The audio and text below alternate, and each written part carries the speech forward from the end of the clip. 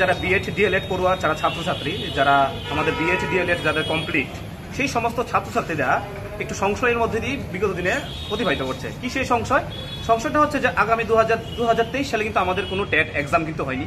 2024ও প্রায় অর্ধেক পেরিয়ে যাচ্ছে, কোনো টেট এক্সাম কিন্তু হয়নি।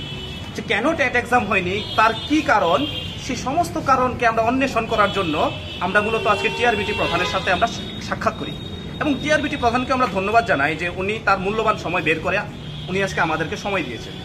যখন ওনার সাথে সাক্ষাৎ করি উনি জিনিসটা বিস্তারিত আমাদের খুলে বলে।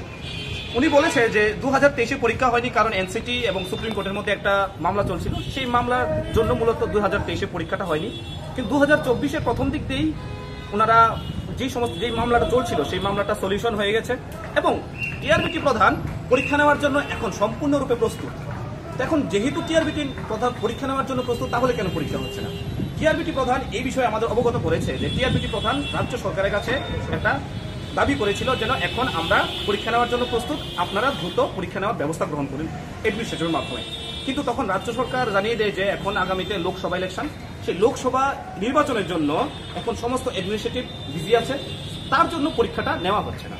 গেল লোকসভা ইলেকশন গেল, লোকসভা ইলেকশনের পরে আবার টিআরবিটি প্রধান রাজ্য সরকারের কাছে অনুরোধ করেছে যে এখন তো লোকসভা শেষ, তাহলে এখন আপনারা পরীক্ষা নিয়ে নিন।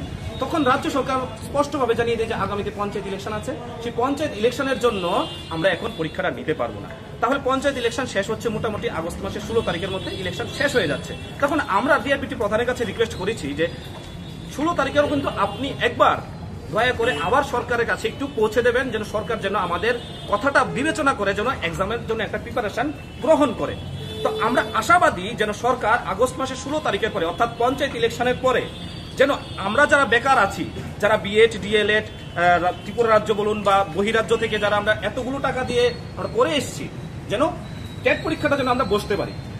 সেই অর্থে রাজ্য সরকার আছে আমাদের ছাত্রছাত্রীদের তরফ থেকে একটা বিনম্রভাবে অনুরোধ যেন পঞ্চায়েত ইলেকশনের পরে আপনারা যেন একটা এক্সাম নেওয়ার জন্য একটা ব্যবস্থা আপনারা গ্রহণ করুন। আমরা আশাবাদী, আমরা রাজ্যের মুখ্যমন্ত্রীর কাছে আশাবাদী, আমরা আশাবাদী যেন আমাদের যারা ছাত্রছাত্রী, যে ছাত্রছাত্রীর যে কথা, সেই কথাকে উনি বিবেচনা করে এবং সেটার একটা সঠিক একটা ব্যবস্থা গ্রহণ করবে। আমরা আশাবাদী যে ছাত্রদের উনি এভাবে ভেসে যেতে দেবেন না।